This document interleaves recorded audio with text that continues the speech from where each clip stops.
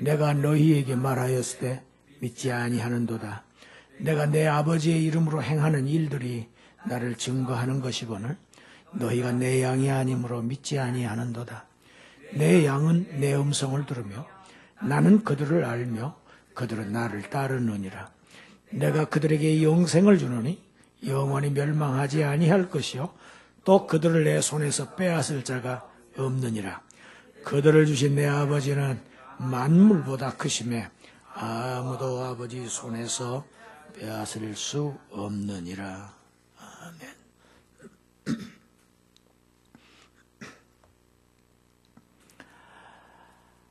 알렉산더가 33살을 살고 죽습니다. 예수님하고 똑같은 기간을 세상에서 산 사람입니다. 세계를 다 얻고자 했지만은 그는 관 밖으로 자기의 빈손을 내어서 사람들에게 보이게 하라고 하고 죽었습니다.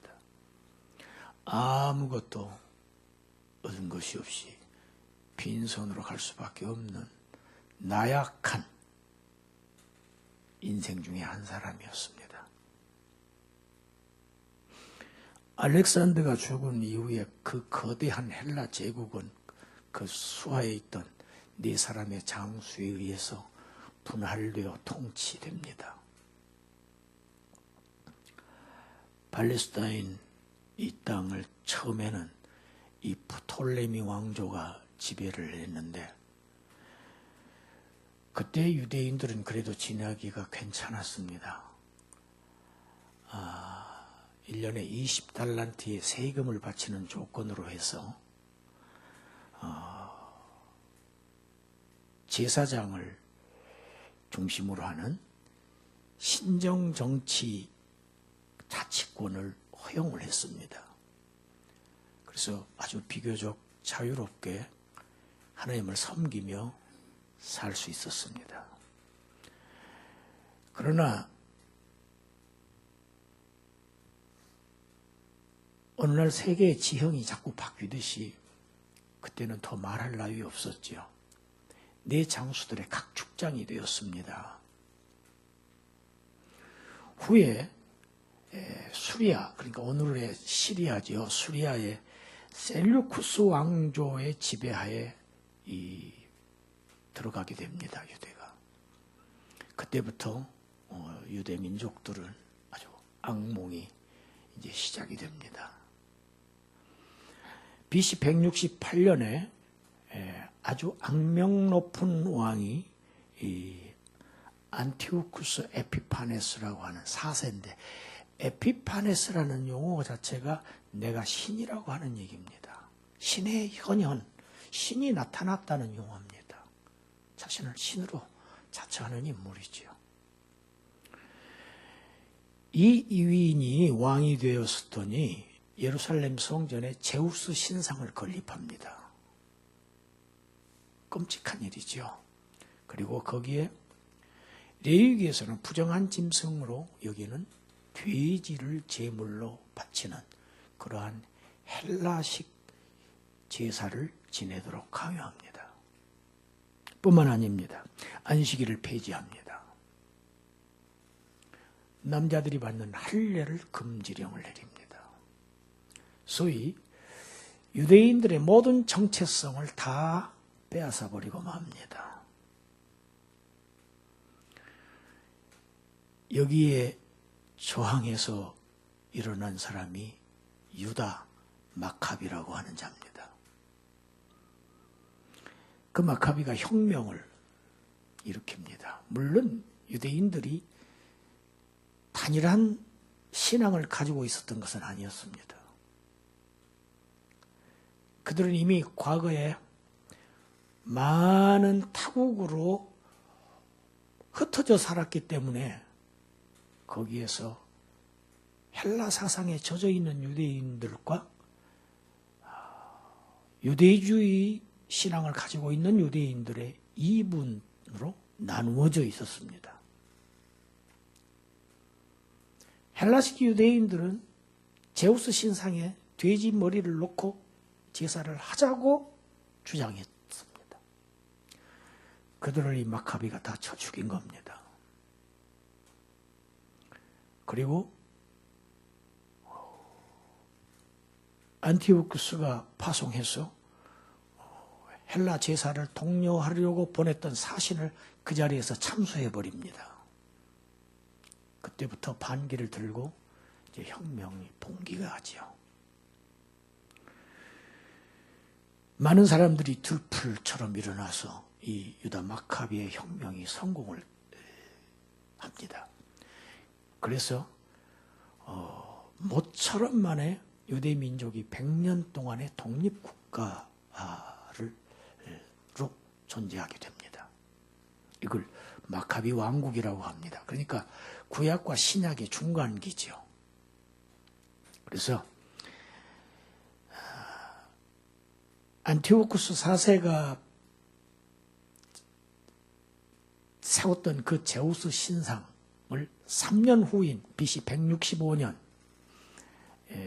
유대력으로는 9월인데 오늘날 우리의 이 태양력으로 하면은 11, 12월이 됩니다. 꼭 이때입니다. 그러니까 본문에 겨울이라고 되어 있죠. 12월 25일에 마카비가 성전에 제우스 신상을 철거해 버립니다. 그리고 새로운 번제단을 봉헌하고 그것을 성대하게 기념을 합니다. 이 기념하는 절기가 오늘 본문에 나오는 수전절입니다. 다시 중수했다, 성전을 중수했다, 재건했다, 회복했다. 엄청난 의미 깊은 명절입니다. 현대적 명칭으로는 이걸 한우카라고도 합니다만, 여러분 오늘 이 본문의 이 예수님의 이 메시지가 수전절에 있었다는 것이 굉장한 의미를 갖고 있습니다. 수전절이 그러니까 무엇입니까? 대적으로부터 하나님의 백성이 완전히 독립을 쟁취하고 하나님을 다시 섬기게 되는 이런 구원을 의미하는 이 수전절에 지금 많은 예수님을 대적하는 유대인들이 예수님을 포위하고 있습니다. 그들의 메시아를, 그들을 구원하러 오신 메시아를 지금 위협합니다. 그리고 재촉합니다. 답변을 요구합니다. 당신이 왜 우리의 영혼을 가로막는가? 이것이 언제까지 우리의 마음을 의혹하게 하려 하나이까? 이 표현의 문자적인 의미는 당신이 왜 우리의 영혼을 가로막느냐? 이 얘기입니다. 우리 왜 신앙생활을 제대로 못하게 하느냐 하는 얘기입니다. 야훼 신앙생활. 내가 분명한 메시아냐 아니냐, 그리스도자 아니냐, 그걸 분명히 대답해라. 아니라고 하는 것을 실토하라는 얘기입니다. 요한복음 강의를 시작하면서 제가 요한복음에서 표현하고 있는 유대인은 예수님을 대적하는 입장에 선 사람들을 표현하는 용어라고 제가 말씀드렸습니다. 내가 과연 우리를 구하러 온 메시아냐? 아니냐? 아무리 보아도 너는 아니다. 우리는 너를 인정할 수 없다.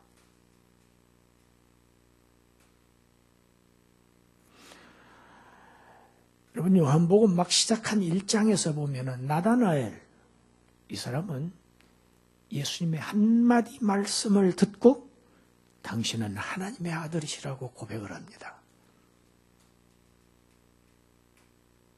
뿐만 아닙니다.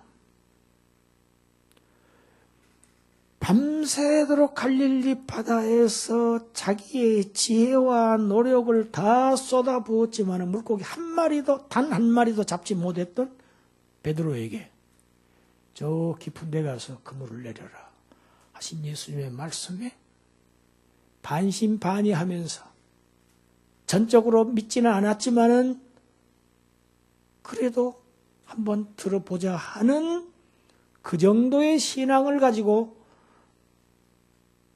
그 말씀을 순종했던 베드로가 그물이 찢어질 정도로 고기가 잡히는 이 한 표적을 보고 예수님 앞에서 주여 나는 죄인으로서이다. 나를 떠나소서 하고 자신이 죄인임을 고백합니다. 말씀 한 말씀, 이적 한 이적에도 그 앞에서 하나님의 아들이심을 시인하고 무릎을 꿇습니다. 그런데 지금 예수님을 둘러싸고 있는 무리들은 어떻습니까? 내가 말했지만 너희가 나를 믿지 아니하였다. 내가 하나님의 아들이라고 하는 나의 신성을 수없이 많은 이적으로 표적으로 너희들에게 보여주었지만 너희는 나를 인정하지 않고 있다. 그것이 무슨 이유이냐? 너희가 내 양이 아니기 때문이다. 들어도 깨닫지 못하고 보아도 믿지 못하는 그 한 가지 이유는 너희가 내 양이 아니기 때문이다. 예수님의 양떼가 아니기 때문에 믿지 못합니다. 하나님은 세상을 구별하십니다. 알곡과 쭉쟁이를 구별하십니다. 좋은 물고기와 나쁜 물고기, 염소와 양을 구별하십니다.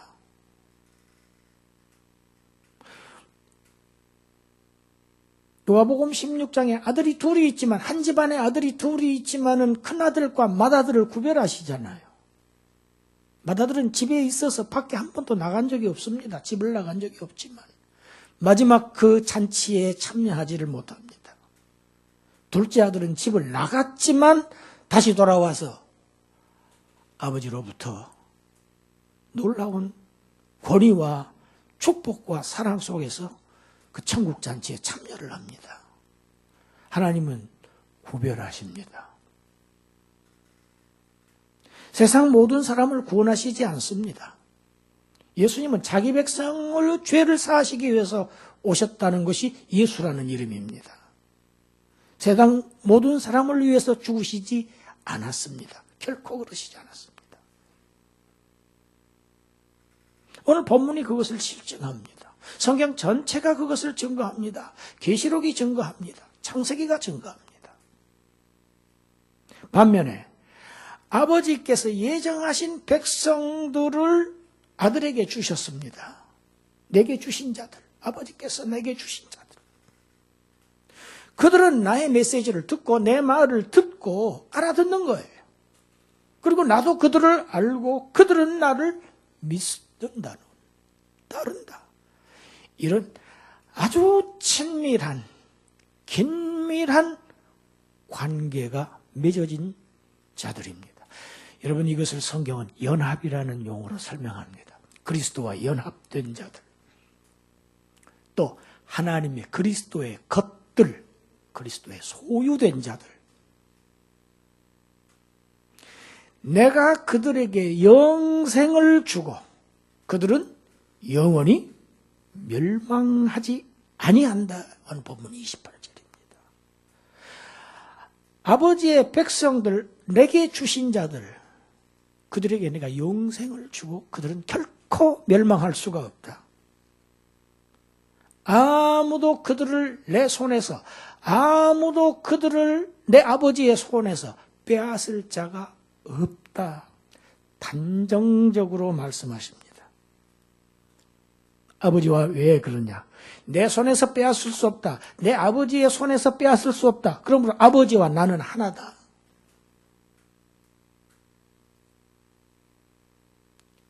이 말씀을, 이 복된 말씀, 이 천금 같은 이 은혜의 구원의 말씀을 들은 하나님의 양이 아닌, 그리스도의 양떼가 아닌 유대인들의 반응은 어떻습니까?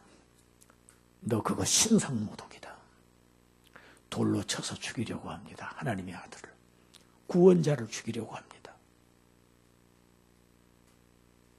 여러분, 구세주를 팔아넘겼던 유다, 죽음에 넘겨주었던 유다는 구원받을 수 없습니다.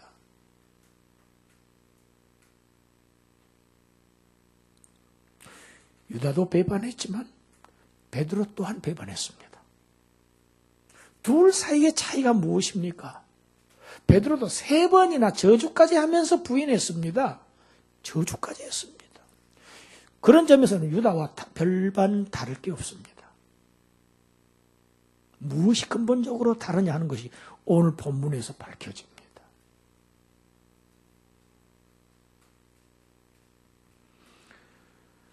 내가 그들에게 영생을 주노니, 여러분, 영생을 주시기 위해서 예수께서 무슨 일을 하셨습니까? 메시아로서, 예수께서 메시아로서 하시는 일이 무엇입니까? 다윗의 왕조를 재건하는 것 아닙니다. 세대주의자들이 얘기하는 것처럼 구약에 예루살렘이 복원된다. 지금 이 지구상에 있는 팔레스타인에 있는 예루살렘이 꼭 그대로 복원되어서 성전 제사가 다시 드려진다. 짐승으로 드려진 예수 그리스도께서 그 모형의 제사를 실체 예수께서 오셔서 하나님 앞에 하늘 성소에서 제사가 드려졌는데 그 모형 제사를 왜 다시 지낸다는 얘기입니까? 다윗 왕조를 다시 세우시려고 오시는 게 아닙니다. 예수께서 오신 것이 구약의 짐승 제사를 다시 회복하시기 위해서 오시는 게 아닙니다. 하나님의 역사를 되돌리려고 하는 자들. 그러면 현실적으로 로마에서 유대를 해방시키기 위해서 메시아가 오시는 것이 아닙니다. 바로 저와 여러분을 대속하시기 위해서 십자가에 죽으시기는 일을 하셨습니다. 그것이 영생을 주시기 위해서 하신 일입니다. 성경은 구원의 문제에 있어서 예수께서 대속의 죽음을 당하셨다 이렇게 이것을 설명할 때는 항상 그리스도라는 용어를 씁니다. 언제나 그때는 그리스도입니다. 구원자입니다. 메시아입니다. 곧 하나님의 우리의 구원은 대속의 구원입니다. 할렐루야. 대신 속죄하신 거예요.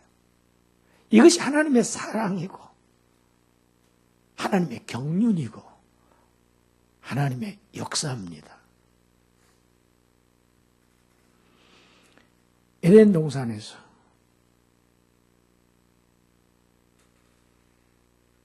치명적인 독에 감염되어서 죽음이라고 하는 병에 걸린 자들. 이 죽음의 병은 오직 죽음으로밖에 치유될 수 없습니다. 왜?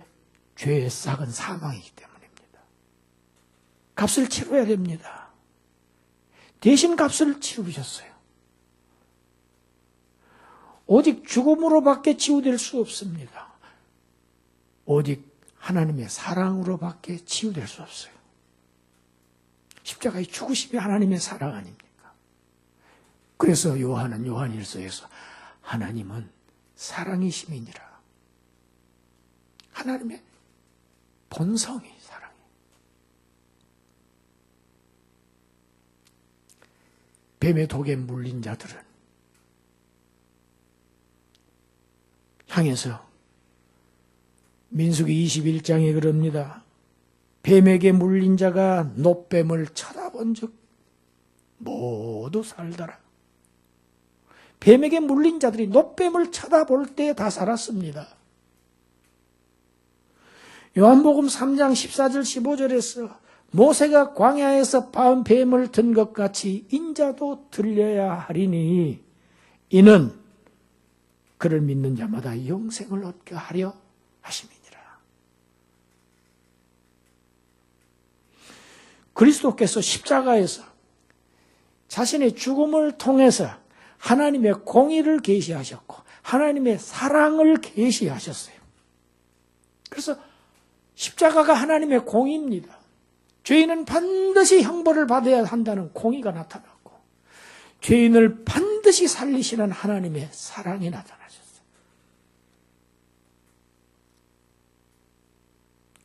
예수님께서 지금 25절에 내가 하는 이 일이 나를 증거하는 거야. 저 뒤에 가면 38절에도 내가 하는 그 일을 믿으라. 내가 하는 그 일을 믿으라. 물론 1차적으로는 예수님께서 지상에서 행하셨던 많은 이적들을 얘기합니다. 그런데 이 이적들이 마지막으로 가리키고 있는 것이 무엇입니까? 십자가 사건입니다. 표적 중에 표적, 이적 중에 이적이 십자가에 죽었다가 다시 살아나시는 것입니다. 그리스도의 죽음과 부활이 하나님의 메시아로서 그리스도로서 하신 일입니다. 하신 일. 우리는 그걸 믿는 겁니다. 그의 죽음과 그의 부활을 믿는 겁니다. 그들에게 영생을 주노니 영원히 멸망하지 아니하고 아무도 빼앗을 수 없다. 예정된 자들, 하나님의 택하심을 받은 자들은 끝까지 지키신다. 이것이 성경의 약속입니다. 베드로와 유다가 둘 다 부인했지만, 베드로까지도 주님을 부인했지만 그를 끝까지 지키시는 것이 누가복음 22장 31절 32절입니다. 읽어보겠습니다. 시몬아 시몬아 보라 사탄이 너희를 밀가부르듯 하려고 요구하였으나 그러나 내가 너를 위하여 내 믿음이 떨어지지 않기를 기도하였노니 너는 돌이킨 후에 내 형제를 굳게 하라. 가능성을 제시하고 계시잖아요. 돌이킨다는 겁니다. 회개한다는 겁니다. 이 구절을 보면 인생은 늘 돌이켜야 하는 존재입니다. 내 믿음이 떨어지지 않기를 기도하셨기 때문에 돌이킬 수 있었습니다. 지금 우리가 떨어지지 않고 있는 것, 그것은 우리를 향한 주님의 기도가 있기 때문입니다. 그래서 지금 믿음을 고백하는 신자들, 그들은 하나님의 예정을 확신하고 구원이 완성되는 종말까지 그리스도께서 끝까지 나를 지키신다는 사실을 확신할 수 있고 안도할 수 있는 것입니다. 바울도 빌립보서 1장 6절에서 이렇게 얘기합니다. 너희 안에서 착한 일을 시작하신 이가 그리스도 예수의 날까지 이루실 줄을 우리가 확신하노라. 하나님의 선하신 일이 무엇입니까? 우리를 구원하신 일입니다. 그리스도 예수께서 다시 오시는 그 날까지 완성하실 것을, 우리를 그때까지 끌고 가실 것을, 안전하게 그 항구에 도착하게 우리를 인도하실 것을 확신하노라.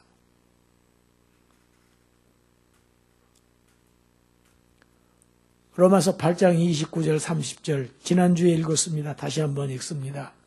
하나님이 미래하신 자들을 또한 그 아들의 형상을 본받게 하기 위하여 미리 정하셨으니 이는 그로 많은 형제 중에서 맏아들이 되게 하려 하심이니라.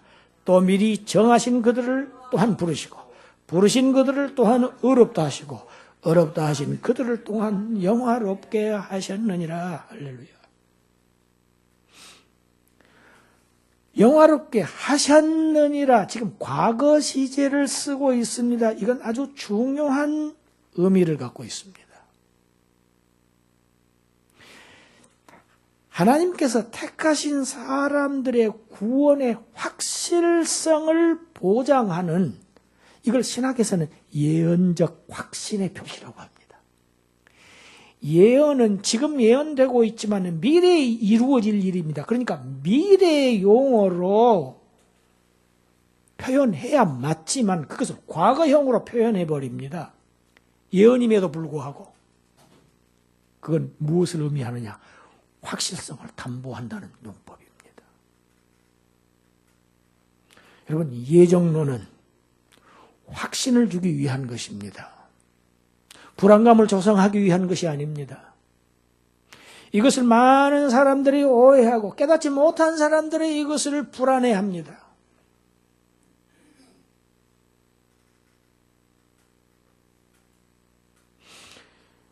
하나님께서 나를 예정하셨는지 택하셨는지 안 하셨는지 저를 좀 알아봐 주세요. 그러면 영원전으로 가봐야죠. 어떻게 인생이 영원전으로 가봅니까?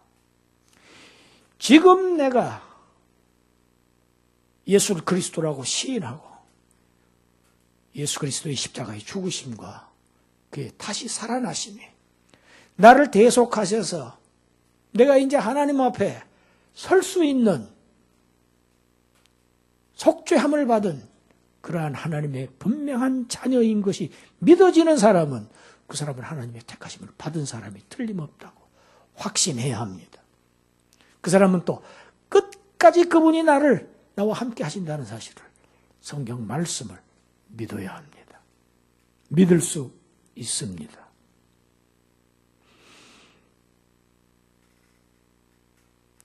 이사야 선지자도 구약에서 그렇게 얘기했습니다. 신약만 있는 게 아닙니다. 이사야 49장 15, 16절에 보면 여인이 그 어찌 젖먹는 자식을 잊겠으며 자기가 젖먹는 자식을 잊겠으며 자기 태에서 난 아들을 긍휼히 여기지 않겠느냐. 그들은 혹시 잊을지라도 나는 너를 잊지 아니할 것이라. 같이 합시다. 내가 너를 내 손바닥에 새겼고 너의 생명이 항상 내 앞에 있나니. 혹시 그들은 나를 잊을지라도 나는 그들을 잊지 않는다. 여러분, 우리가 삶 속에서 그래도 예수 그리스도를 잊고 살 때가 얼마나 많습니까? 그럴 때마다 우리는 가책을 느낍니다. 주일날 와서는 주님, 지난 한 주 동안도 내가 주님을 잊고 허둥대면서 정신없이 살았어요. 잊고 살았어요. 죄송해요 하고 기도했죠, 오늘도. 그러나 성경은 무엇이라고 얘기합니까? 여인이 어찌 그 젖먹는 자식을 잊겠느냐? 자기 태에서 난 아들에게 긍휼함을 베풀지 아니하겠느냐? 그들은 혹시 잊을지 모르지만 나는 잊을래야 잊을 수가 없다. 왜냐? 그들이 내 손바닥에 새겨져 있다. 여러분, 볼펜으로 썼다는 얘기가 아닙니다. 네임펜으로 썼다는 얘기가 아닙니다. 내 손바닥에 새겼고 너의 생명이 항상 내 앞에 있다. 보장되어 있다는 얘기입니다. 이것이 구약부터 하나님의 격려입니다. 이사야 선지자를 통해서 예언하신 말씀입니다. 이 사실이 예수 그리스도의 십자가 사건으로 성취된 것입니다. 할렐루야.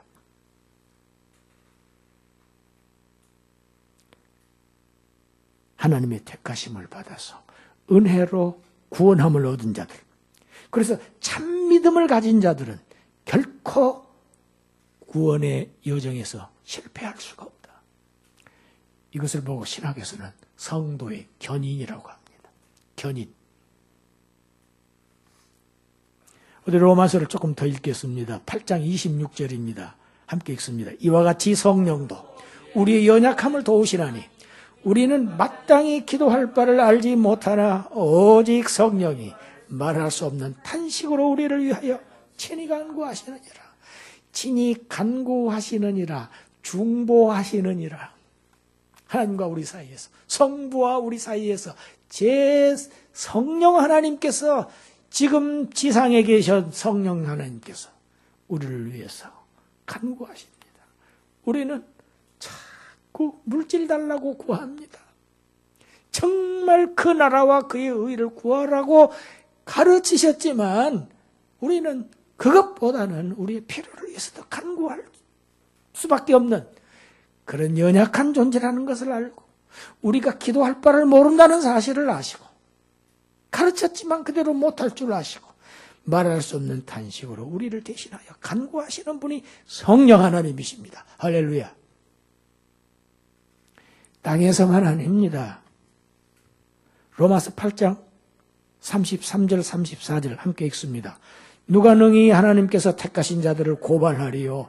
의롭다 하신 이는 하나님이시니 누가 정죄하리요? 죽으실 뿐 아니라 다시 살아나신 이는 그리스도 예수시니 그는 하나님 우편에 계신 자요 우리를 위하여 간구하시는 이시라. 천상에서도 우리를 위해서 간구하십니다. 그분은 누구십니까? 우리를 대속하신 주님이 하나님 우편에 앉으셔서 죽었다가 다시 사신 분. 제가 아까 말씀했죠. 대속을 얘기할 때는 항상 그리스도라는 용어를 사용한다고. 그리스도 예수시다.